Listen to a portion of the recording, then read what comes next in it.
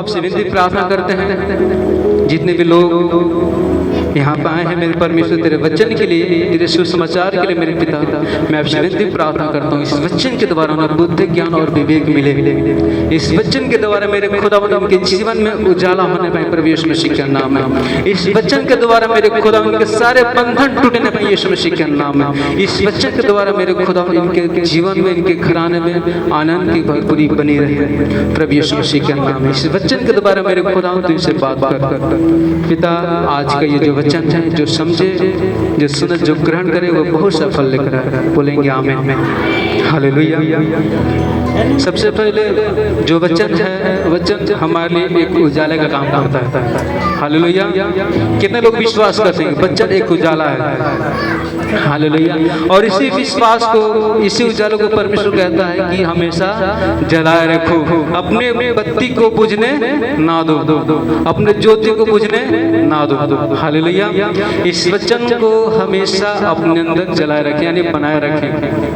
बात समझ रहे ना? यानी इस वचन को हमेशा पढ़ते रहें, समझते रहें। जितना इस वचन को हम समझेंगे, पढ़ेंगे, जितना इस वचन को मानेंगे, उतना हम आगे बढ़ेंगे परमेश्वर में। हालेलुया। संसार में नहीं, परमेश्वर में। जब हम परमेश्वर में आगे बढ़ेंगे, परमेश्वर के नजदीक हम होंगे। हालेलुया। जितने हम वचन को मानेंगे, जितने वचन को सीखेंगे, जितने वचन का मनन करेंगे, इस वचन के द्वारा हम परमेश्वर के नजदीक होंगे, परमेश्वर के निकट होंगे। वचन क्या कहता है कि परमेश्वर के निकट आनंद की भरपूरी है। हालेलुया। समझ रहे ना? जब इस वचन को मानते हैं, इस वचन को फॉलो करते हैं, परमेश्वर के करीब पहुंचते हैं। जब हम परमेश्वर के करीब पहुंचते हैं तो परमेश्वर को जो पसंद नहीं है वो सब पीछे छूट जाते हैं, जैसे कि शैतान, बीमारियां, प्रॉब्लम। समझ रहे ना? हर एक अंधकार, हर एक प्रकार की नशा। जैसे जैसे परमेश्वर हमारे लाइफ में आता है, जैसे जैसे वचन हमारे जीवन में काम करने लगता है, अंधकार जाने लगता है। हालेलुया। बात को समझ रहे ना? अंधेरे में जैसे आप टार्च जलाते हो, उजाला हो जाता है, आपको बहुत अच्छा लगता है, आनंद मिलता है, आपका डर खत्म हो जाता है। बात समझ रहे ना? रात के अंधेरे में जब आप सो के उठते हैं, आपके पास फोन नहीं रहता है, आपको इमरजेंसी है, तो आपको डर लगेगा, क्योंकि अंधेरा है। अंधकार में हमेशा क्या है? डर है। बात समझ रहे ना? संसार को लोग कहते हैं, आप उस अंधकार को भगाने के लिए क्या करते हैं? फोन का फ्लैश, या पहले के जमाने के लोग लालटेन जलाते थे, एकदम मध्यम रहता था, थोड़ा थोड़ा घुमा दे, तेज हो जाता था। समझ रहे ना? टार्च रखते थे। अब तो लाइट स्विच दबाओ, लाइट ऑन हो जाता है। जैसे अंधकार भगता है, डर खत्म हो जाता है। समझ रहे ना? वो संसारिक अंधकार है। जब आप संसारिक अंधकार से इतना डरते हो, तो आपके अंदर जो अंधकार बना है, वो अंधकार आपको कहाँ लेके जाएगा? वो अंधकार आपको कितना भय में, बीमारी में, दुखों में डुबाएगा। हालेलुया। लेकिन जो वचन को समझते हैं, जो वचन को मानते हैं, वो परमेश्वर के करीब होते हैं। परमेश्वर कहता है कि जो मुझसे प्रेम करेगा वो मेरे वचन को मानेगा। बात को समझ रहे ना? हम कहें परमेश्वर से, परमेश्वर हम तुझसे प्रेम करते हैं, और उनके वचन को ना माने, ना प्रार्थना करें, तो कैसा प्रेम है? ये प्रेम नहीं है। जो संसार लोग जैसा प्रेम रखते हैं, वैसा प्रेम परमेश्वर नहीं रखता है। वैसे प्रेम को परमेश्वर नहीं समझता है। सिर्फ फोटो पे नाम परमेश्वर परमेश्वर परमेश्वर करते रहेंगे, ऐसा कुछ होने वाला नहीं है। परमेश्वर कहता है, अगर तुमसे प्रेम करेगा तो सबसे पहले तू मेरे बातों को, मेरे वचन को मानेगा, मेरे आज्ञाओं को मानेगा। समझ रहे ना? तो उन क्या क्या है, क्या क्या है जो परमेश्वर ने हमें बताया है। हालेलुया। जब मूसा अपने लोगों को छुड़ा के लेकर आ रहा था, परमेश्वर ने उसको आज्ञा दी थी 10 माता पिता का आदर करना, चोरी न करना, खून न करना, व्यभिचार न करना, किसी का हत्या मत करना, झूठी गवाही मत देना, किसी घर के लेके लालच मत करना, समझ ना, अपने अंदर जलन रखना, ये सब आज्ञा परमेश्वर ने दी थी। और बोले थे कि क्या है तेरे लोगों के बीच में रहेगा तो मैं तेरे बीच में रहूंगा, तेरे लोगों के बीच में रहूंगा। जब आप वो पुराना नियम का वचन पढ़ते हैं, जब लोग कई सौ साल से उनके पूछते हैं, कैद थे मिस्र में, समझ रहे ना, वहाँ पे जो फिरौन था, वहाँ का राजा था, जो शैतान का चला था, उस सब लोगों को क्या किया था, बंधक बना लिया था, सारे परमेश्वर के लोगों को, इस्राएलियों को, हालेलुया, उनको बंधक बना लिया था और उनसे काम करवाता था, उनको दुख देता था। समझ रहे ना, शैतान कभी परमेश्वर लोगों से प्रेम करेगा, कभी नहीं प्रेम करेगा। उसी प्रकार से उनको भी बहुत कष्ट देता था। लोग हमेशा पुकारते रहेंगे परमेश्वर को, लेकिन परमेश्वर एक दिन उसकी आवाज़ को सुनते हैं, उन लोगों को, उनकी प्रार्थना सुनते हैं, उनकी दुहाई को सुनते हैं, तो वो अपने उस काम के लिए, उन लोगों को छुड़ाने के लिए अपने दास मूसा को चुनते हैं। समझ रहे ना, ऐसा मनुष्य जो भेड़ बकरी चरा रहा था, जो किसी के डर के भाग के आया था, समझ रहे ना, हालेलुया। तो भेड़ बकरी चराने वाले को परमेश्वर ने चुना। हम लोग क्या चुनते हैं? सबसे अच्छा रिश्ता देखने जाते हैं, क्या देखते हैं? बकरी चरा वाला नहीं देखते हैं, प्राइवेट नौकरी वाला नहीं, सरकारी नौकरी वाला देखते हैं, अच्छा खासा हो, घर द्वार जमीन, उसका घर तक भी देखते हैं, घूम के अंदर भी देखते हैं, जमीन भी अगल बगल पता भी करते हैं, अच्छा चुनते हैं। समझ रहे ना, लेकिन परमेश्वर का काम क्या है? सीधा उल्टा है। वो अच्छा नहीं चुनते हैं, वो सबसे बेकार चुनते हैं और उसको बेकार से सबसे अच्छा बनाते हैं। हालेलुया, समझ रहे ना। तो परमेश्वर ने मूसा को चुना, वैसे भेड़ बकरी चरा रहा था, शाम का टाइम था, अचानक एक झाड़ी रहता है, उस झाड़ी में आग जलने लगता है और उसमें से आवाज आता है, हे मूसा, हे मूसा, परमेश्वर का आवाज, हालेलुया। उस आग से जब मूसा उसके पास आता है, थोड़ी दूर पे रहता है, कहता है, परमेश्वर कहते हैं कि अपने पाँव की जूती खोल, तब तो मेरे पास आ, क्योंकि मैं जहाँ पे हूँ वो स्थान क्या है? पवित्र है। हालेलुया। तो वहाँ पे जाता है परमेश्वर, वहाँ पे उसको क्या बताते हैं? कहते हैं कि तुम मिस्र को जा, मैंने अपने लोगों की दुहाई सुनी है, तू उनको छुड़ाएगा। उनको छुड़ाने के लिए मूसा को परमेश्वर भेजता है। समझ रहे ना। तो वहाँ पे कुछ आज्ञाएं परमेश्वर उसको देते हैं, कुछ बात बताते हैं। जब वहाँ पे जाता है मूसा, उन लोगों को किसी भी तरीके से, बहुत से वहाँ पे कहानी है, मेढक से आते हैं, मेढक की महामारी आती है, कीटों की महामारी आती है, लास्ट में सबके घरों में महामारी आ जाता है। उनके घर के पहिलौठे जो होते हैं, लड़के सब मर जाते हैं। तब जाकर फिर उनका जो मन है नम्र होता है, तब उनको लोगों को छोड़ता है, छोड़ देता है। फिर से उसका मन क्या होता है? कठोर हो जाता है, फिर से उनके पीछे पड़ जाता है। जब वहाँ से वो लोग निकलते हैं, परमेश्वर उसको आज्ञाएं देते हैं कि ये कुछ आज्ञाएं हैं, इनके अंदर रहेगा, तेरे लोगों के पास रहेगा, तुम्हारे पास रहेगा, तो मैं इस आज्ञाओं के द्वारा तुम्हारे पास में रहूंगा। हालेलुया। वो आज्ञाएं हमने आप लोग से बताया है कि माता पिता का आदर करना, झूठ न बोलना, चोरी न करना, व्यभिचार न करना, खून न करना, हत्या न करना, यही सब बातें जो है परमेश्वर ने अपने लोगों को बताया, मूसा को बताया, ताकि यह आज्ञा उनके मन में रहेगा तो उनके साथ में रहूंगा। जब तक वो लोग इस आज्ञाओं को मानते रहते थे, आपस में कोई वाद विवाद नहीं, कोई कुछ नहीं, कोई चोरी, कोई झूठ नहीं, कोई व्यभिचार, कोई पाप नहीं, तो परमेश्वर का आत्मा, परमेश्वर बादल बन के दिन में उनके साथ रहता था और रात में आग का खम्भा बन के उनको रास्ता दिखाता था। समझ रहे ना। हालेलुया। स्वयं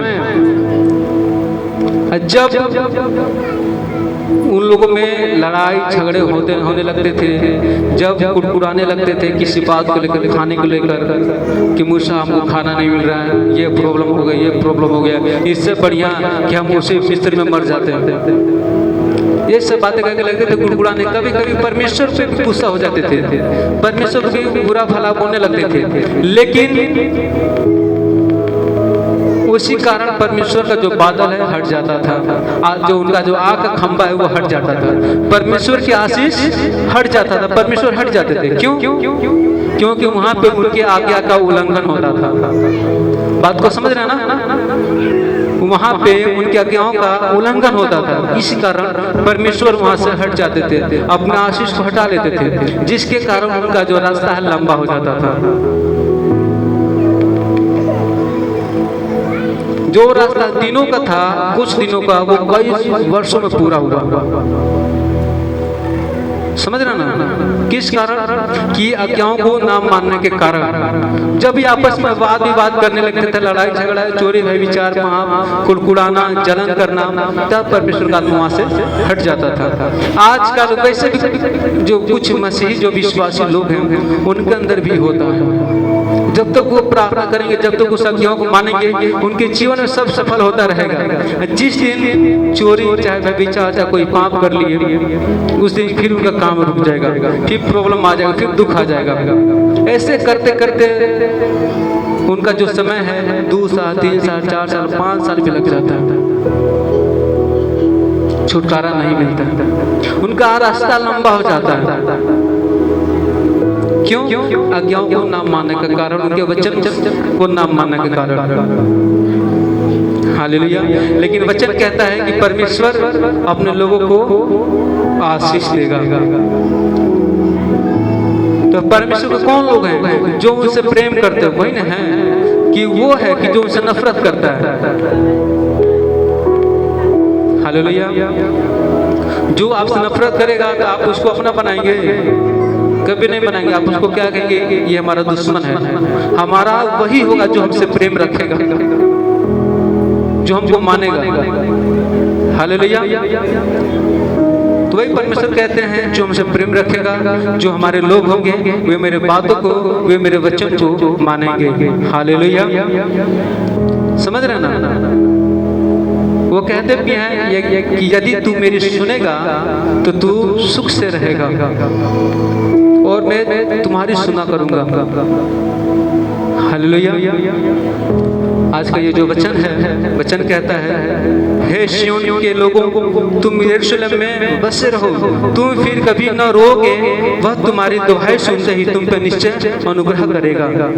वह सुनते ही तुम्हारी मानेगा। किसका? अगर कोई प्रॉब्लम, कोई बीमारी हमारे ऊपर आ जा रही है, चाहे कोई शैतान हमारे ऊपर आ जा रहा है, चाहे कोई अटैक आ रहा है, कोई आंधी तूफान हमारे ऊपर आ रहा है, तो परमेश्वर कहता है, उसके वचन में लिखा है कि जब भी हम उसका दुहाई देंगे, जब भी हम प्रार्थना करेंगे, वो हमारी बातों को सुनते ही वो हम पे निश्चय अनुग्रह करेगा, हम पे दया करेगा और हमको छुड़ाएगा, क्योंकि हम उसके लोग हैं। कैसे है उसके लोग हैं? क्योंकि हम उसके बातों को मानते हैं। हमने बच्चन को सुना है, हम बच्चन को भी बोल बोल के प्रार्थना करते हैं। मूसा को देखें, दाऊद को देखें, अब्राहम को देखें, खुद यीशु मसीह को देखा हम लोगों ने कि कैसे परमेश्वर के जीवन में काम किया, कैसे उनको इस्तेमाल किया, कैसे उनको आगे बढ़ाया, कैसे एक बकरी चराने वाला एक देश का राजा बन गया। हालेलुया। समझ रहे ना? लेकिन जब हम ये वचन बोलते हैं कि परमेश्वर जैसे तूने दाऊद का अभिषेक किया वैसे हमारा अभिषेक, जैसे तूने शमूएल का अभिषेक किया वैसे हमारा अभिषेक कर। समझ रहे बातों को? हम ये कहते हैं ना कि जैसे वो राजा बन गया, एक बकरी चलाने वाला व्यक्ति, एक बच्चा, एक छोटा सा बच्चा बड़े से गोले से शैतान को मार के गिरा दिया, तो परमेश्वर हमें भी आशीष, हम भी उसको मार के गिरा दे अपने जीवन से हर एक शैतान को। हालेलुया।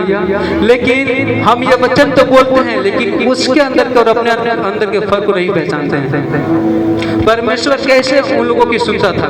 क्योंकि वो लोग परमेश्वर के वफादार थे, वो लोग परमेश्वर की बातों को मानते थे, उनके वचन को मानते थे, तब जाके परमेश्वर के जीवन में बड़ा बड़ा काम करता था। हम वचन को बोल के प्रार्थना करते, परमेश्वर दाऊद के जैसा हमको बना, तो जैसे दाऊद था वैसे पहले तू बन, तब तू दाऊद के जैसा बनेगा। हालेलुया। वो जो व्यक्ति था दाऊद, छोटा सा बच्चा, वो परमेश्वर का महिमा करने वाला था, आराधना करने वाला था।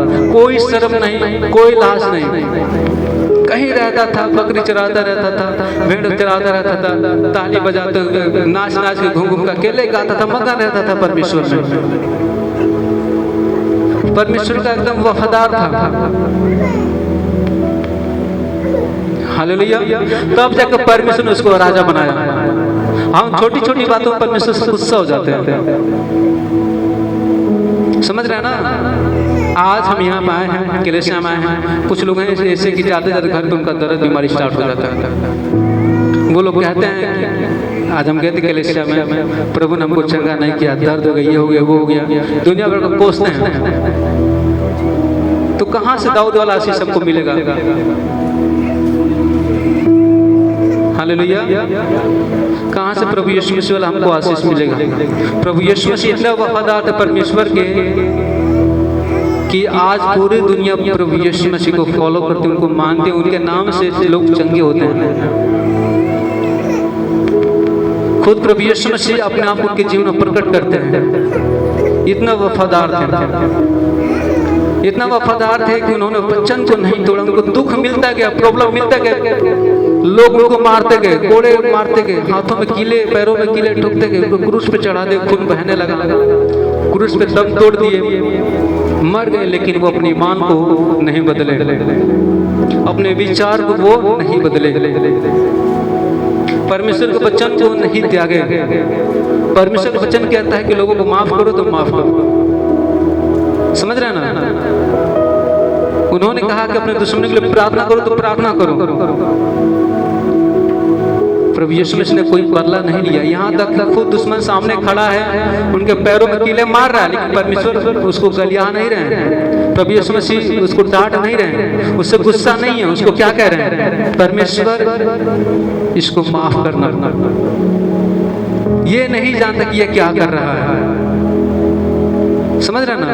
तब जाकर प्रभु यीशु मसीह जब इतने वफादार थे, तब जाकर वो मुर्दों से जीवित हुए। हालेलुया। परमेश्वर भी कहता है कि मेरे लोग फिर कभी मरेंगे नहीं, ना वो दुख में रहेंगे। तो परमेश्वर के लोग हैं कौन?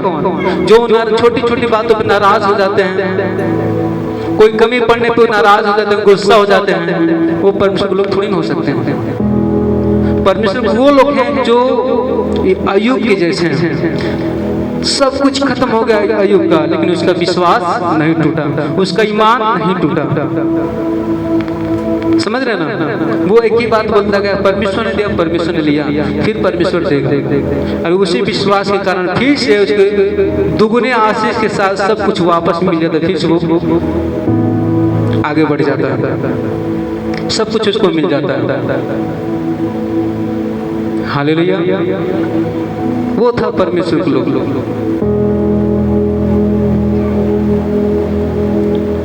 आजकल कहाँ परमेश्वर को जो लोग हैं जो पूरा पूरी तरीके से फॉलो करते हैं या मानते हैं, जो अपने महिमा के चक्कर में रहते हैं, परमेश्वर की महिमा के चक्कर में नहीं रहते हैं। हालेलुया। ये वचन कहता है, हे सिय्योन के लोगों, तुम यरूशलेम में बसे रहो, तुम फिर कभी न रोओगे, वह तुम्हारी दुहाई सुनते ही तुम पर निश्चय अनुग्रह करेगा। हम परमेश्वर के लोग हैं, हमें प्रार्थना में बसे रहना है, हमें प्रार्थना में लगे रहना है, हमें वचन में लगे रहना है। और ऐसा अगर हम करते हैं तो हम फिर कभी रोते नहीं हैं। जिनके अंदर थोड़ा सा दुख होगा, चाहे बड़ा सा दुख होगा, जो बहुत दिनों से आ रहा है, वो अपने आप सीधे यहाँ पर हाथ रख के बोले, सोचें कि क्या सच में हम परमेश्वर के हिसाब से चलते हैं या उनके वचन को मानते हैं या उनके वचन को तोड़ते हैं। जरूर इतना है, जरूर कुछ ना कुछ उनके अंदर कमी निकलेगा। खुद कहीं ना हम उसको डांटे थे, हम उसको बोले थे, उसको गलियाए थे, उसको देखकर जलन किए थे, समझ रहे ना। ऐसा बात बोले थे, ऐसा जलन किए थे, जरूर कुछ ना कुछ निकलेगा अंदर से। हालेलुया। लेकिन परमेश्वर कहता है, जो उनके लोग हैं, जो उनके वचन से प्रेम करते हैं, जो उनको वचन को मानते हैं, जो प्रार्थना करते हैं, जो उनका बाट जोते हैं, परमेश्वर लोग क्या करते हैं? इंतजार करते हैं, समझ रहे ना। वो उतावली मन में नहीं होते हैं। हमेशा तेजी में ना काम गड़बड़ हो जाता है। और लोग कहते भी हैं एक कहावत, तेजी का काम शैतान का, समझ रहे हैं ना। लेकिन परमेश्वर का काम क्या है? एकदम आराम से वो धीरे धीरे शैतानों को तोड़ता है, वो बीमारियों को जड़ से खत्म करता है। समझ रहे हैं ना। आप हमेशा याद रखें कि आप इस टाइम चंगे हैं तो इसके पीछे प्रभु यीशु मसीह का बलिदान है, उनके कुर्बानी है, उनका लहू है।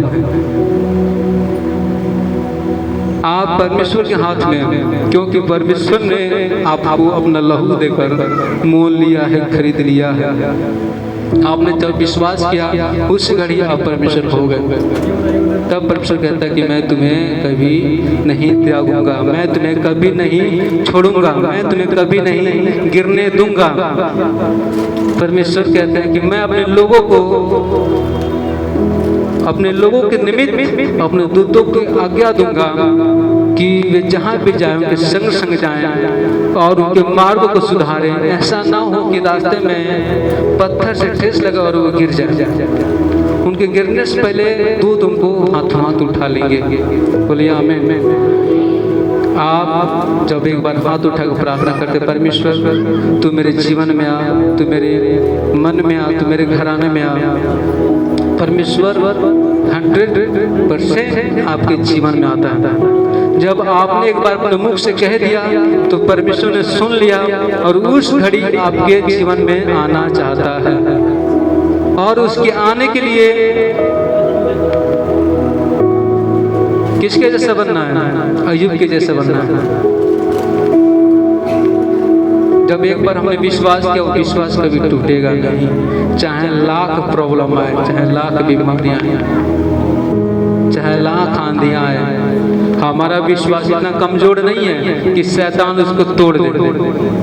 हमारा विश्वास मजबूत हुआ है तो हमने गवाही को देकर मजबूत किया। किसके गवाही को? प्रभु यीशु मसीह के गवाही को, कि प्रभु यीशु मसीह कैसे अपने आप को हमारे लिए कुर्बान किए, बलिदान किए, तो हम कैसे उनको भूल जाएं खुदा यीशु मसीह को, जो हमें याद करके हमारे गुनाहों को लेकर क्रूस पे चढ़ गया, बलिदान हो गया, तो कैसे हम उसको त्याग दें? कभी भी मन में ऐसा आए भटकने का मन, आपको शैतान भटकाए, तो आप हमेशा याद रखें कि आप खुदा यीशु मसीह के लहू के द्वारा खरीद चुके हो, आप बिक चुके हो। प्रभु यीशु मसीह ने आपको खरीद लिया है। आज आप यहाँ पे हैं, कलीसिया में हैं, परमेश्वर ने आपके हाथ को पकड़ा है। अब वो आपको रास्ता दिखाएगा, वो आपको लेकर चलेगा। हालेलुया। कभी भी अपने आप को अकेला मत समझिएगा कि हम अकेले हैं, हमारे पास कोई नहीं है। चाहे कैसे भी प्रॉब्लम है, चाहे कैसे भी बीमारी है, चाहे कैसा भी अटैक है, हमेशा याद रखना कि खुदावन यीशु मसीह परमेश्वर मेरे साथ है, उसके दूत हमारे साथ हैं। समझ रहे हैं ना? परमेश्वर ने अपनी सेना लगाया है आपके पीछे, इसलिए तो कहता है कि तेरी लड़ाई मैं लड़ूंगा, क्योंकि मेरे पास सेना है। हालेलुया। हम अगर लड़ते हैं तो हमारे पास कुछ नहीं है परमेश्वर के सिवा। जब परमेश्वर हमारे जीवन में आया है तो वो हमारे सारे कामों को सफल करेगा। उन्होंने कहा है कि हे वो लोगों, मेरे पास आओ, मैं तुम्हें विश्राम दूंगा। जब हम परमेश्वर के पास आए हैं, किसके लिए? बोझ उठाने के लिए नहीं, विश्राम के लिए आए हैं, विश्राम करने के लिए आए हैं, शांति के लिए आए हैं, क्योंकि हमने चारों तरफ थक गए हैं, चारों तरफ का बोझ हमने उठा लिया है। अब हमको यहाँ पे क्या मिलेगा? विश्राम। 100 में 90% लोग ऐसे हैं कि जो पूरा देश भ्रमण किए हैं, अपने दुखों के चलते, बीमारी के चलते, समझ रहे ना, और कहीं उनको आराम नहीं मिला, कहीं उनको विश्राम नहीं मिला। परमेश्वर ने कहा कि तुम मेरे पास आओ, मैं तुम्हें विश्राम दूंगा। अपने सारे बोझ को मेरे ऊपर छोड़ दो, अपनी सारी चिंताएं मुझके दे दो। हालेलुया। क्या कहते खुदा यीशु मसीह कि अपने सारे बोझ हमें दे दो, अपनी सारी चिंताएं हम पे छोड़ दो। आपसे तुम्हारी चिंता मैं करूंगा, तुम्हारा मुकदमा मैं लड़ूंगा। समझ रहे ना, तुम्हारी लड़ाई मैं लड़ूंगा। अब तुम क्या करो, विश्राम करो। हालेलुया। समझ रहे ना, अब विश्राम करने का मतलब ये नहीं हुआ कि यहाँ पे वचन सुना घर पे जाकर रात भर दिन भर सोए। हालेलुया। विश्राम मतलब कि अब तुमको कहीं दौड़ने धूपने की जरूरत नहीं है। तुम अच्छी जगह आए हो और यहाँ से खाली हाथ नहीं जाओगे। हालेलुया। अब तुमने सही मार्ग पकड़ा है, तुम कभी भी अब नहीं रोओगे। यही वचन कहता ना, हे सीन को लोगों तुम यरूशलेम में बसे रहो, तुम फिर कभी न रोगे। बस तुम्हारी दुहाई सुनते ही तुम पे निश्चय अनुग्रह करेगा, वह सुनते ही तुम्हारी मानेगा। चाहे प्रभु तुम्हें विपत्ति की रोटी और दूध का जल भी दे तो भी तुम्हारे उपदेश फिर न छिपे। हालेलुया। और तुम अपनी आंखों से अपने उपदेशकों को देखते रहोगे। हालेलुया। जो आपको रास्ता बताते हैं, जो आपको मार्ग दिखलाते हैं, वो कभी भी आपको भटकने नहीं देंगे। हालेलुया। क्या चाहिए, यही चाहिए ना, जीवन में कोई प्रॉब्लम ना हो, कोई दुख ना हो, कोई बीमारी ना हो, यही चाहिए ना। और जो हम सोचे वो पूरा हो, वो सब कुछ करने के लिए प्रभु यीशु मसीह तैयार है। हम क्या उनको देते हैं, कुछ नहीं, बस महिमा। जैसे दाऊद उनकी महिमा दिया करता था, मगन रहता था, उसकी आत्मा प्रभु में एकदम मगन रहता था हमेशा। और वही प्रेम, उसी प्रेम के कारण वो उस देश का प्रधानमंत्री बना। समझ रहे ना बातों को, वो राजा बना। हालेलुया। वही मूसा जो भेड़ बकरी चराता था, वो परमेश्वर की आज्ञाओं को लेकर गया तो कई सौ लोगों को छुड़ा के लेकर आया। लाखों लोग थे, उनको छुड़ा के लेकर आया वहां से। समझ रहे ना, आप भले अपने आप को तुच्छ समझते हैं, छोटा समझते हैं, चाहे लोग आपको तुच्छ समझते हैं, आप परमेश्वर की नजर में क्या है, बहुत कीमती है। समझ रहे ना, अगर कीमती नहीं होते तो खुदा यीशु मसीह हमारे लिए कुर्बान होता, बलिदान होता हमारे लिए। हालेलुया। अगर हम कुछ है ये नहीं है तो शैतान क्यों हमारे पीछे पड़ा है, नाश करने के लिए। समझे इस बात को, खुश तो हैं हम, तभी तो शैतान को दुख दे रहा है ताकि नष्ट हो जाए। हमारे अंदर पावर है, वो पावर है क्या पावर है, परमेश्वर का प्रेम। वो प्रेम हमारे अंदर रहेगा तो हम परमेश्वर में लगे रहेंगे, परमेश्वर का आत्मा हमारे अंदर रहेगा और उस आत्मा के द्वारा हम कोई काम कर सकते हैं। हम परमेश्वर के लोग हैं। शैतान जानता है कि परमेश्वर अपने लोगों से प्रेम करता है। अगर ये कुछ भी खुल के मांगने, कुछ भी खुल के कह दिया ना, परमेश्वर जरूर पूरा करेगा, क्योंकि वचन में लिखा है कि मैं तुम्हारे मुंह के फल का क्या हूँ, सृजनहार हूँ। मैं तुम्हारे मुंह के फल को क्या करता हूँ, बनाता हूँ। जो कुछ तू बोलेगा,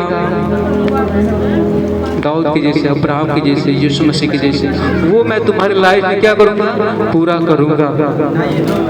जो भी कुछ तू अपने मुंह खोल के मांगेगा और तू कहेगा कि मुझे मिल गया, तो सच में तुम्हें मिल जाएगा। आमीन। हालेलुया। समझ रहे ना, इसलिए परमेश्वर कहता है कि तुम प्रार्थना करो और अंगीकार करो। जो तुम अपने मुख से बोलोगे वो तुम्हारी लाइफ में क्या होगा, पूरा होगा। हालेलुया। बोले यीशु मसीह के। समझ रहे ना, सबसे पहले हम परमेश्वर के लोग बनने की कोशिश करेंगे। हम परमेश्वर के लोग हैं, परमेश्वर के बेटे और बेटियां। परमेश्वर कहता है कि मैं तुम्हें अपनी समानता में बनाया हूँ। परमेश्वर ने हमें ऐसे बनाया है, किसी भेड़ के जैसे नहीं बनाया, किसी बकरा बकरी जैसे नहीं बनाया है, किसी जानवर जैसे नहीं बनाया है। वो सबको बना चुका था, पेड़ पौधा नदियाँ सब कुछ बन गया था, पहाड़ वहाड़ सब कुछ बन गया था। लेकिन जब आया कि इस पे राज कौन करेगा, तो किसके तरफ देखे, किसी जीव की तरफ नहीं देखे, वो अपने आप की तरफ देखे और अपनी समानता में उस पहले मनुष्य आदम को बनाए परमेश्वर। हालेलुया। बात को समझ रहे ना, तो हम सेम टू सेम परमेश्वर के जैसे दिखते हैं। परमेश्वर है नहीं, लेकिन परमेश्वर के जैसे दिखते हैं, इसलिए शैतान हमसे क्या करते हैं? जलते हैं। हम लोग शैतान जैसे नहीं ना कि चारों आँख है, चारों कान है। हालेलुया। हम किसके जैसे हैं? परमेश्वर की समानता में, परमेश्वर के जैसे। इसलिए शैतान चाहता है कि परमेश्वर के लोग मिट जाएं और हमारे लोग बढ़ते जाएं। हालेलुया। और जब हम प्रार्थना करते हैं हाथों को उठा के, परमेश्वर मैं विश्वास करता हूँ कि आप हमारी विनती प्रार्थना को सुन रहे हैं, आप हमारे बीच उपस्थित हैं, और मैं आपसे विनती प्रार्थना करता हूँ मेरे खुदावंद, आज तेरे पवित्र उपस्थिति के कारण कोई भी यहाँ से खाली हाथ न जाए, हर जन छुटकारे को लेके जाने पाए यीशु मसीह के नाम में। आमीन। समझ रहे ना? तो जब हम कहते हैं हम विश्वास करते हैं तो वो हो गया है। प्रभु यीशु मसीह कहते हैं कि इतना सा विश्वास अगर तुम्हारे अंदर हो तो कह देगा पेड़ उखड़ तो पेड़ उखड़ जाएगा। समझ रहे ना? जो भी कुछ हम प्रार्थना करते हैं तो हमें प्रतीति कर लेना चाहिए, हमें मान लेना चाहिए कि वो हो गया है तो सच में हो जाएगा। और परमेश्वर कहता है कि ऐसा करके पर देखो ऐसा होता है कि नहीं होता। हालेलुया। हाथ उठाए जितने लोग की नींद आ रहे हैं, सारे लोगों को नींद आ रहा है। जब नींद आएगा तो वचन कहाँ से सुनेंगे? जब वचन नहीं सुनेंगे तो कहाँ से हम परमेश्वर करीब होंगे? जब परमेश्वर करीब हम नहीं होंगे तो हम कहाँ जाएंगे? दुख और बीमारियों में।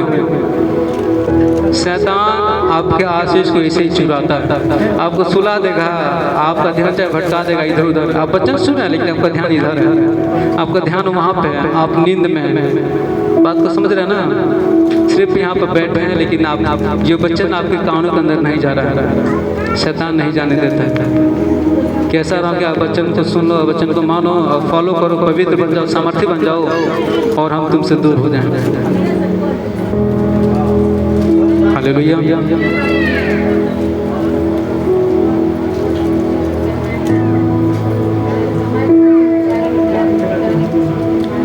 यीशु मसीह की देखते हैं, लिखा है फिर 29 के 22 में, इस कारण अब्राहम का छुड़ाने वाला यहोवा यानी परमेश्वर याकूब के घराने के विषय में यूँ कहता है, याकूब को फिर लज्जित न होना पड़ेगा। हालेलुया।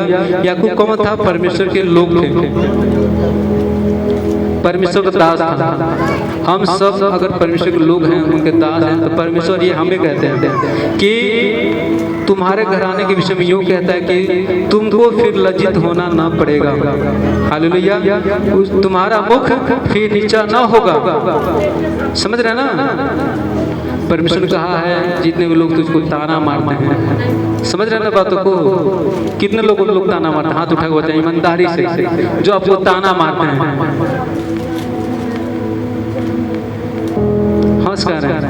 जो आपको ताना मारते हैं, आपको आप देखते हैं ना कि हमको ताना मारता है, क्या आपको विश्वास है ना? आप देखेंगे वो ताना मार रहा है, एक दिन उसका मुंह क्या होगा? काला होगा। यीशु मसीह के नाम में लिखा है वचन में, जो तुझको ताना मारते हैं, जो तुझको देखकर जलन करते हैं, उनका मुंह काला होगा।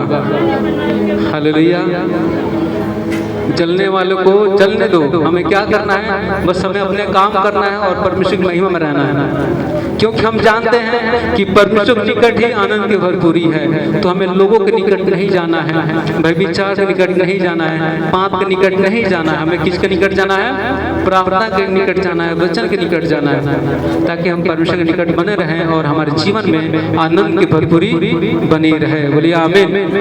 परमेश्वर कहता है कि जो मेरे निकट रहता है, जो मेरे करीब रहता है, उसके जीवन में किसी भी प्रकार की घटी कमी होने नहीं देंगे। क्या ही धन्य है वे जो उस पर आशा लगाए रहते हैं। हालेलुया। परमेश्वर कहते हैं वे लोग, जो लोग मेरे वचन को नहीं मानते, जो मेरे वचन को निकम्मा जानते हैं, जो मुझसे विश्वास नहीं करते, जो प्रार्थना में नहीं रहते, उन लोगों के लिए परमेश्वर कहता है कि उनके लिए बहुत बड़ा दीवार जो है खड़ा किया जाएगा। वो दीवार सबके जीवन में है। वो जो पाप में है, जो नशे में है, वही नशा, वही पाप उनके लिए दीवार है, जो कि परमेश्वर के आशीष को रुकता है। हमने प्रार्थना किया आपके लिए और आपने जाके पाप किया, तो प्रार्थना का उत्तर आ रहा, लेकिन आपका दीवार उसको रोक दिया। समझ रहे हैं ना? हम आपके जीवन में आग जला रहे हैं, ज्योति जला रहे हैं, और आप पानी डाल के बुझा रहे हैं। सारे मेहनत पे पानी फिरना इसी को कहते हैं। यहाँ पे आप लोग बैठे गर्मी में प्रार्थना कर रहे हैं, बहुत से लोग दुखों का कारण रो रहे हैं, गा रहे हैं, परमेश्वर की विनती प्रार्थना सुन के उनके ऊपर दया कर रहे हैं। परमेश्वर कहते हैं कि देखो मैं विलंब करता हूँ इसलिए ताकि तुम अपने सही मार्ग पे आ जाओ। इसमें लिखा ना, तो भी यहोवा इसलिए विलंब करता है कि तुम पे अनुग्रह करे। परमेश्वर इसलिए लेट करते हैं, सजा नहीं देते हैं, ताकि तुम पे अनुग्रह हो, तुम पे दया हो फिर से। हालेलुया। संसार के लोग हैं तो तुरंत आपको जेल में डाल देंगे, आप कोई भी गुनाह किए तो, लेकिन परमेश्वर आपको टाइम देता है कि तुम अपने उस पाप से फिरो, माफी मांगो, तुमको एक और मौका दें। इसलिए परमेश्वर लेट करता है, नहीं तो उससे बड़ा कोई है नहीं सजा देने वाला। समझ रहे ना? इधर शैतान की सेना खड़ा है, इधर सामने समुद्र है।